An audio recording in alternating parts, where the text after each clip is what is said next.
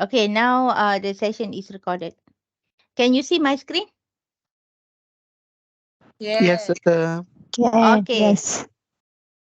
So for this week, these are the things that we are going to discuss, which is the research problem. So research problem in chapter 1. Okay. So research problem is about any question that you want to answer and any assumption or assertion that you want to challenge or investigate can become a research problem or a research topic for your study. Jadi, like whenever whenever we are talking about problem normally kata lah, awak selalu you always like travelling, nak duduk dekat NR, duduk dekat luar, you wanted to come to class kan, awak lalu satu jalan untuk masuk ke kampus. Normally jalan tu kosong, and then suddenly satu hari awak nampak macam ada bahan-bahan construction yang diletakkan di tepi jalan. What come across to your mind is that, ish, diorang ni kenapa pula ada benda ni kat sini? That's what it mean by question. Jadi, research pun dia akan start dengan macam tu. It start with question, something you wanted to know. That's why we always talk dalam chapter 1, we are discussing about what the purpose of having a research, because we are looking for answer, because we wanted to use for decision making, we wanted to seek for new knowledge. We also wanted to seek the truth. Why? It start with a question that we want to answer and an assumption. There are some possibility assumption is required. Otherwise, it will be, dia panggil apa?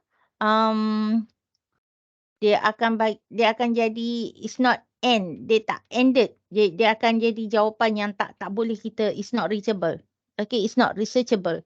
Jadi, when we are discussing about research, research is about focusing on one area that is researchable. At the end of the day, you are able to get the answer. Okay, this is the importance of formulating a research problem. So discussing about research problem, I already told you in our previous classes. Research problem can be discussed in two parts.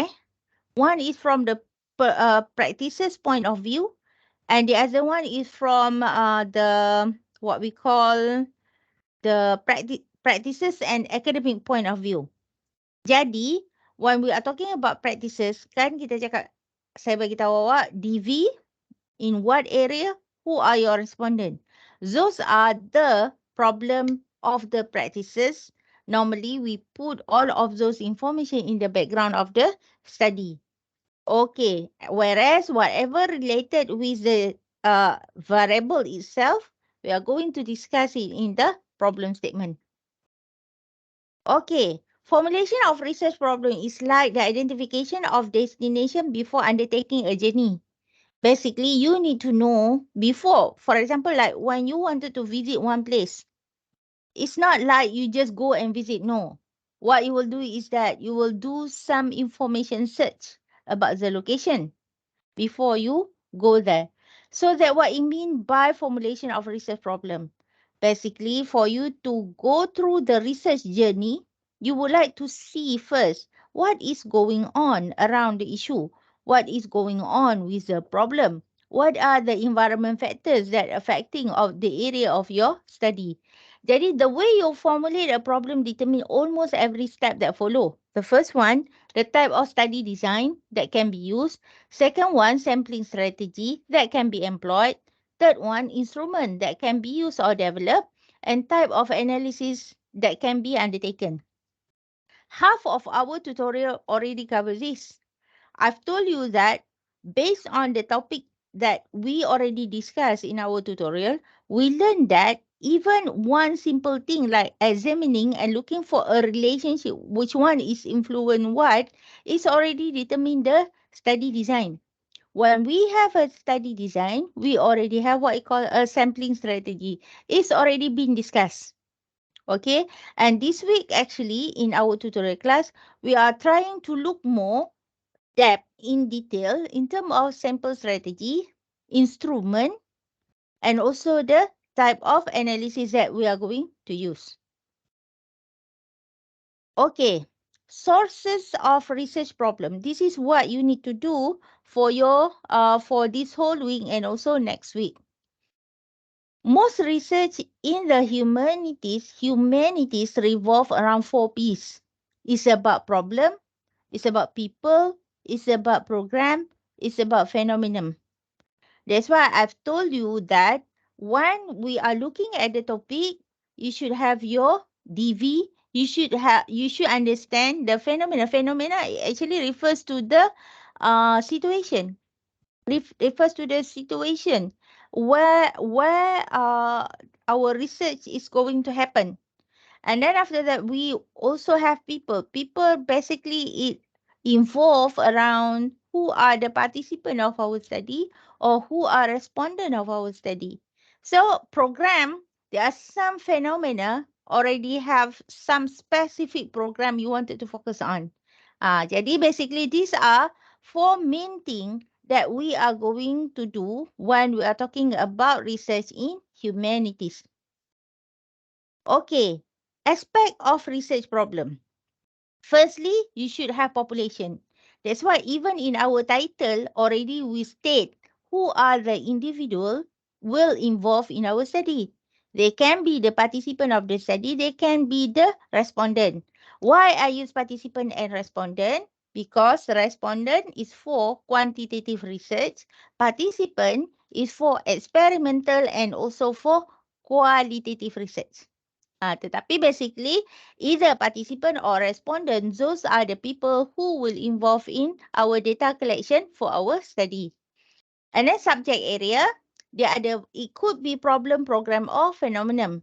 Problem basically issues, situation, association, need, population, composition, profile, and etc.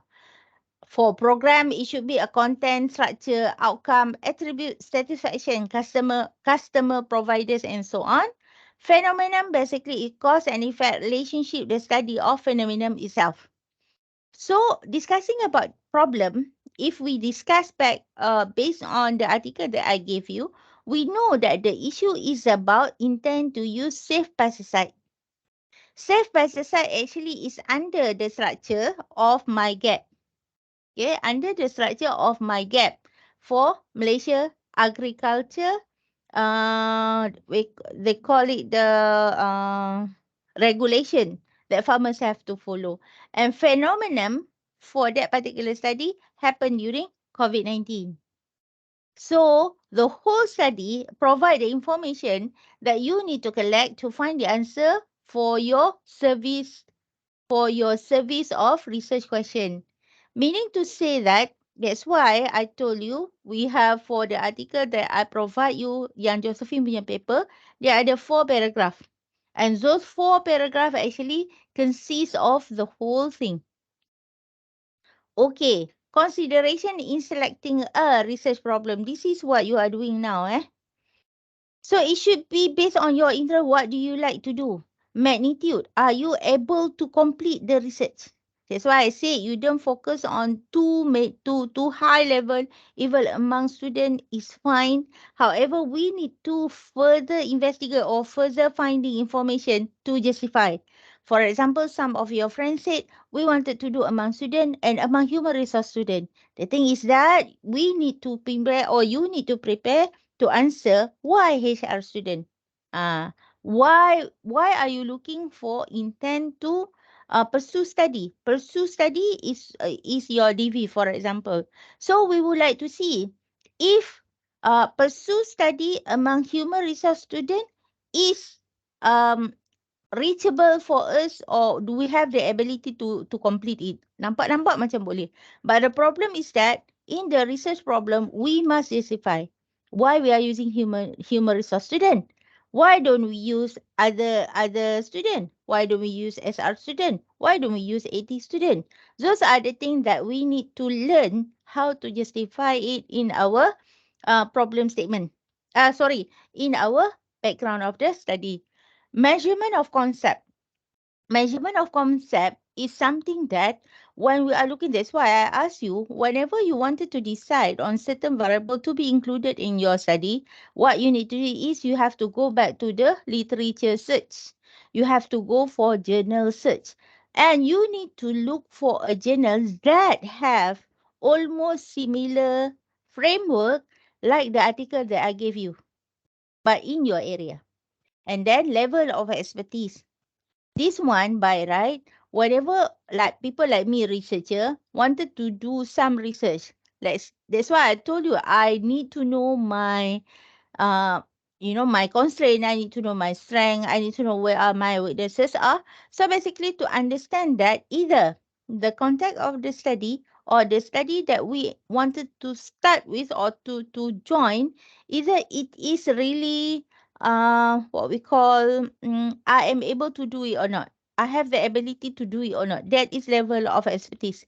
That's why I told you in our earlier class saying that we as a scholar need to know what we are good at. But for your level, I will make sure that whatever assessment that you have to do, it within your level of expertise is still a beginner's level and you are still learning. Okay? And then relevance. So it should be relevant to your area. So if you are human resource, your topic must be related with what your expertise is. Jangan cari benda berkaitan dengan marketing. If you wanted to do something like technology management, it's fine, but that technology management must be related with human resource.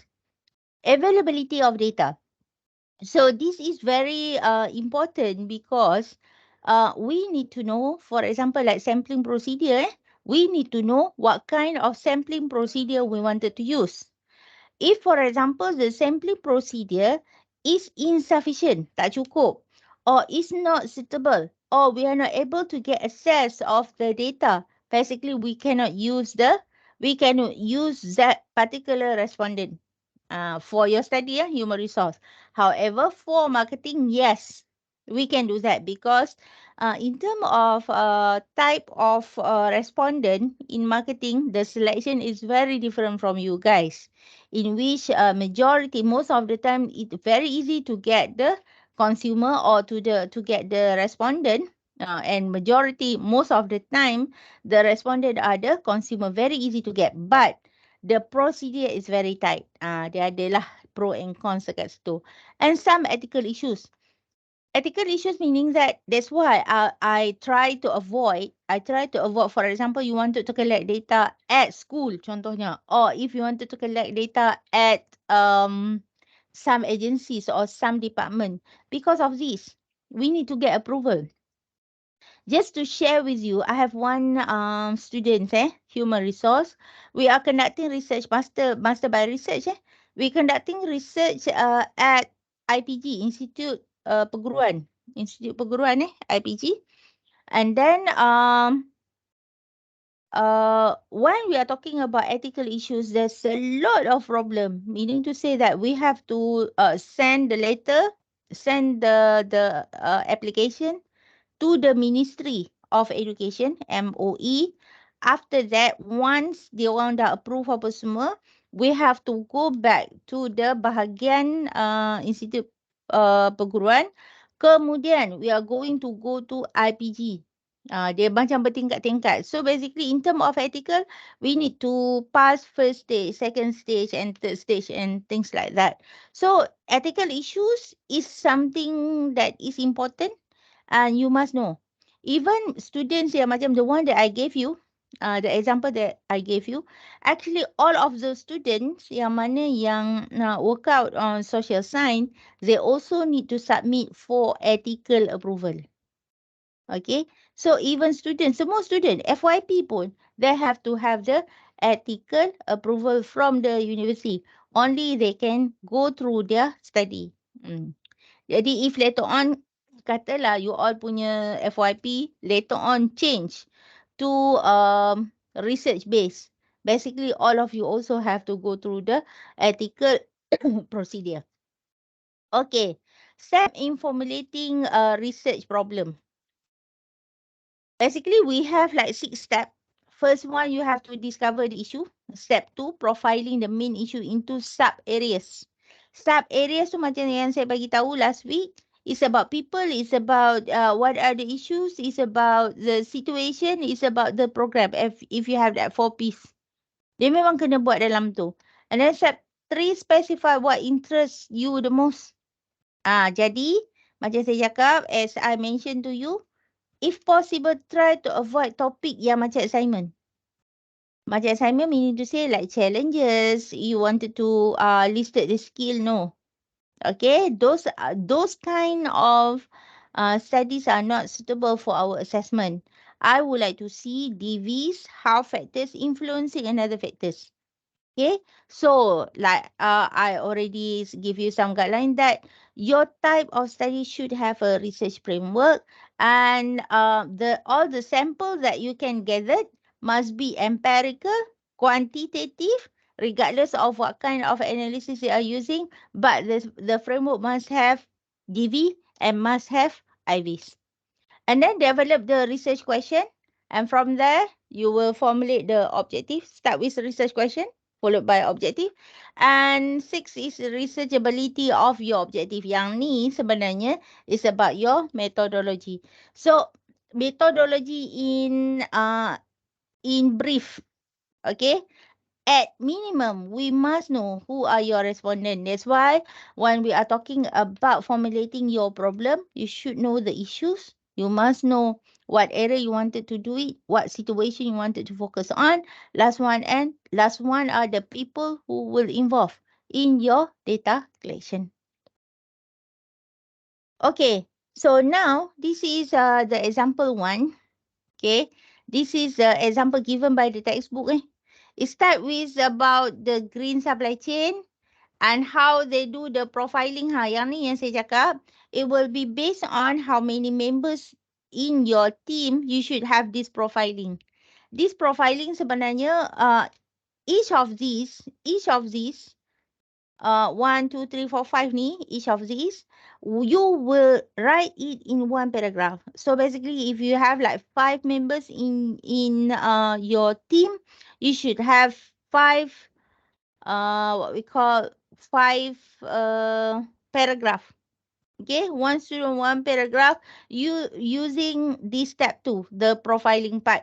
And this profiling will be related with your topic, your area of your study. For example, that must have DV, situation, and also people.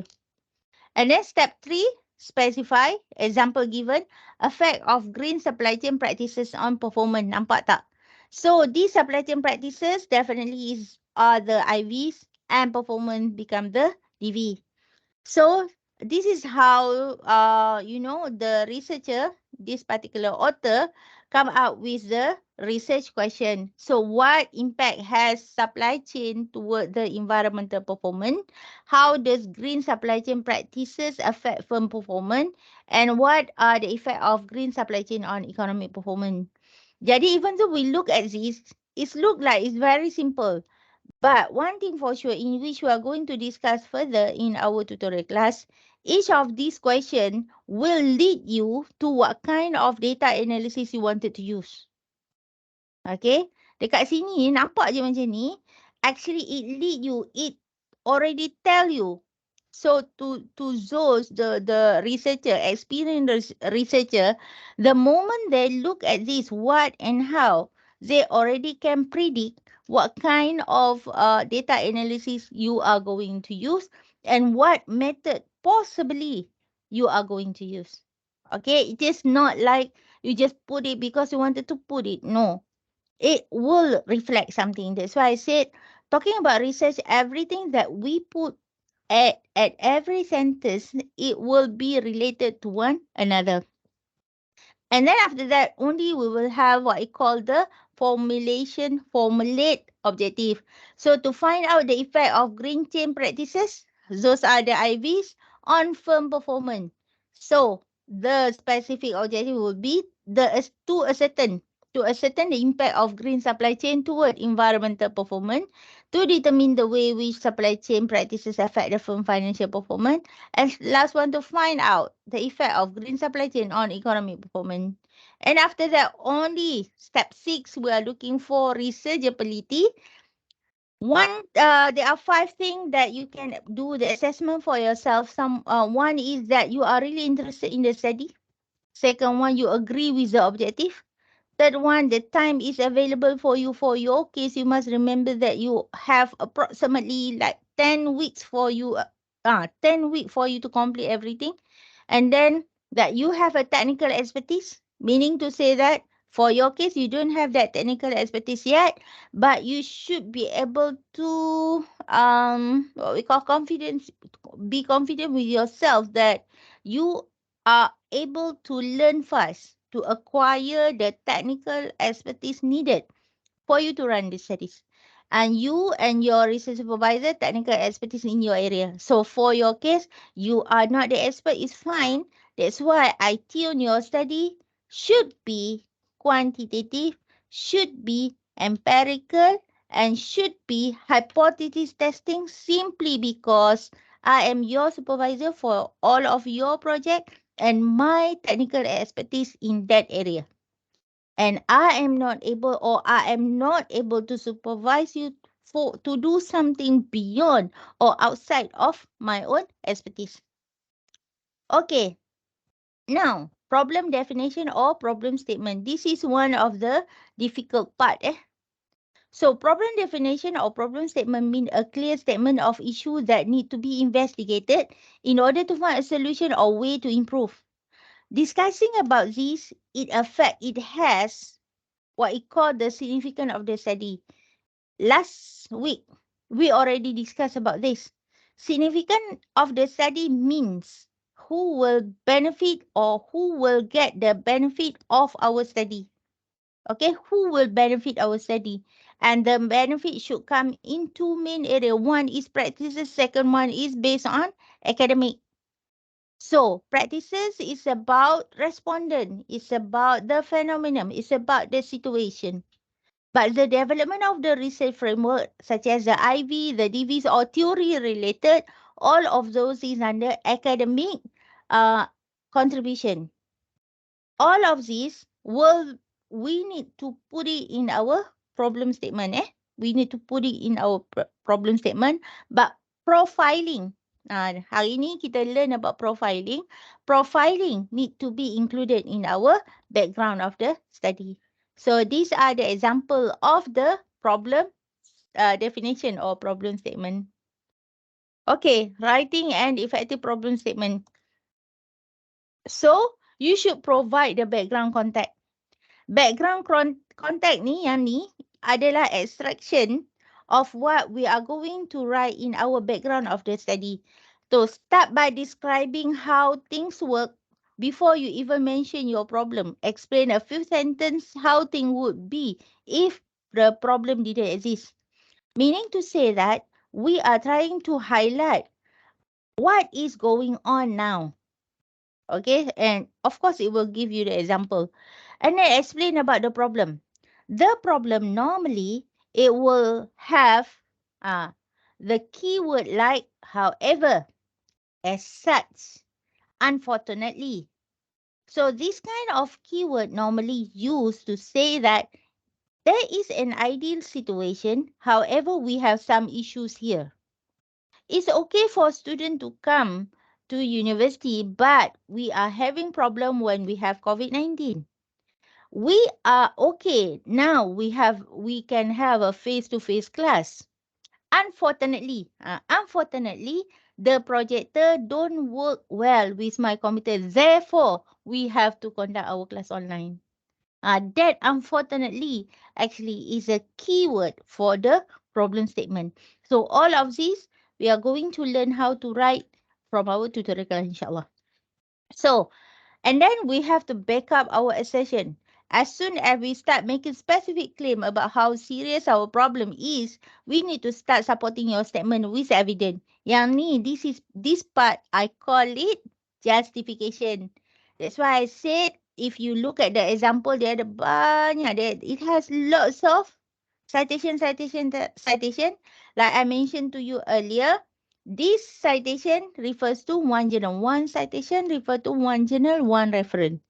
So it should appear in the in-text citation, and you should have the journal with you. At the same time, it should be listed in our references. Propose a solution. Once we explain all of the problem, with all the justification.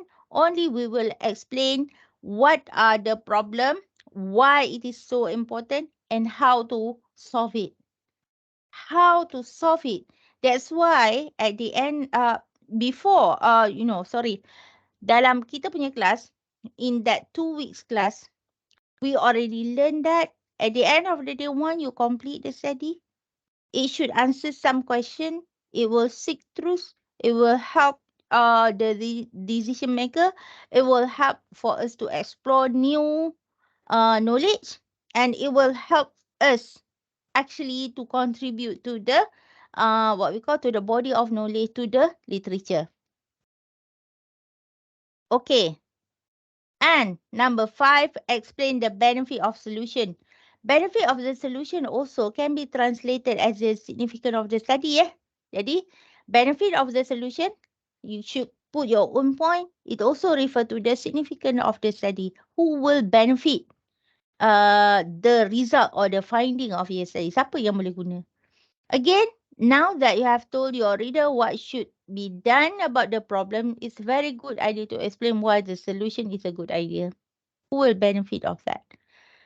Conclude by summarizing the problem and solution. State in a few sentences the basic gist or what you have described in your problem statement and the approach you intend to take in the body of the article.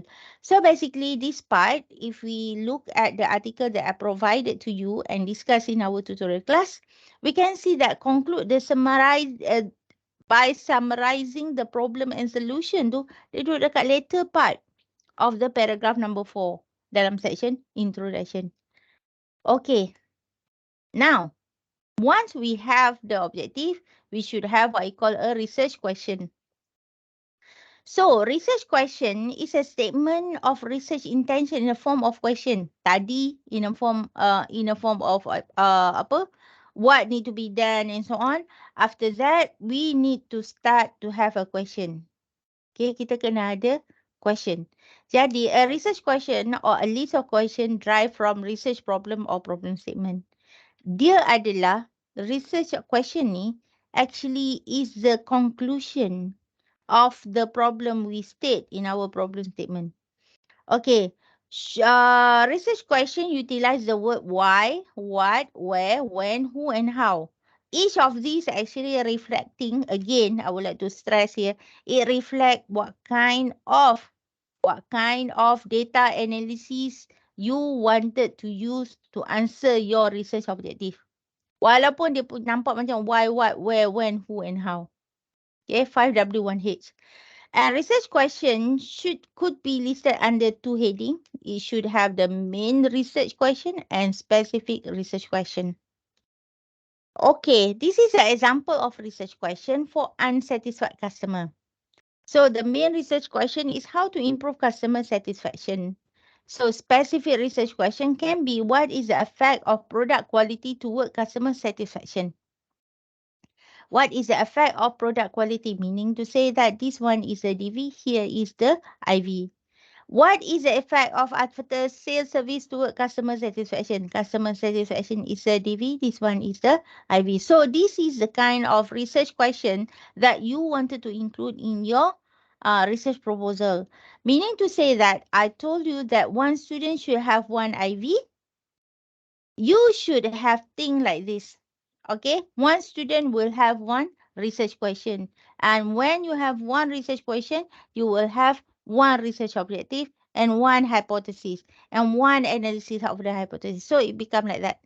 That's why I said everybody will be responsible of the IV that you are picking up. You should know why you picked that IV, and you should have all the journal to explain about the IV and how it relate to your DV. You must know the method to use, measurement, data analysis, and also discussion. So you will become the expert of your IVs and relationship with the DV for each student. Okay, for each student. That's why I said every student should have one IV. Okay, formulation of the research objective. Tadi research question, sekarang ni nak buat research objective. Research objective pun sama, it will have 2 main research objective and specific research objective. And research objective will start with two. To what? To investigate, to examine, to distinguish, to differentiate. So those are the statement under research objective. Okay, characteristic of the objective. Characteristic of the objective, this textbook, they summarize or they classify into three main things. The first one is clear plus complete plus specific. Clear plus complete plus specific. Clear ni meaning to say from the problem statement, you already come out or extract out something from the conclusion of your problem statement. And then when you write it down, the objective has to be complete. Meaning to say that, kalau misalnya kata we are looking about um, what is the relationship between product attribute to customer satisfaction. For example, maksudnya it is a complete what IV influence what DV. And then it should be specific. Specific meaning to say that among who? Among your respondent. So, if we are able to explain all of this, itu dia panggil descriptive studies. So, if we are talking about, katalah like you said, social skill among student, dia hanya baru duduk setakat ni je. Descriptive studies, you describe. Dia tak ada what influence what, tak ada. Which correlate with which, tak ada. Okay. And then if we identify the main variable to be correlated, correlated is very different from hypothesis testing. Correlated is we would like to see if each of the variable it is related to one another. Jadi contoh, if in our daily life we are discussing about okay, saya ni saudara awak. Contoh, saudara awak. Jadi meaning to say that I have some family related with someone. How it relate? How it relate to becoming the hypothesis testing. Contohnya, okay, I have relation with this person. This person is my brother. When I say that this person is my brother, basically it is about hypothesis testing. You can test. How can you say that this person is my brother? Firstly, birth certificate based on document. Worst part, basically, we can do the DNA testing, and that DNA testing should confirm that he is my brother. Yang tu dia panggil hypothesis testing. Okay. Relating research objective and research question. Apa yang kaitannya?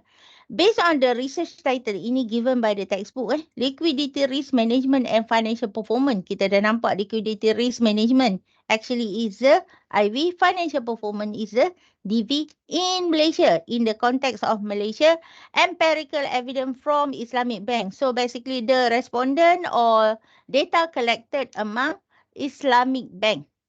Okay, below will be an example of the research objective and research question. So, the research objective to assess the liquidity. Sebab objektif dia kena ada tu to assess the liquidity risk in selected Islamic bank in Malaysia. Yang ni, research question dia, what is the extent of liquidity risk in selected Islamic bank in Malaysia? And then, does the current crisis expect significant impact on the liquidity risk among Islamic bank in Malaysia? So basically, this is the example of research objective and also research question. So with that, that is the end slide of chapter 2. It's about formulation of the formulation of the research framework, the research objective as well as the research question.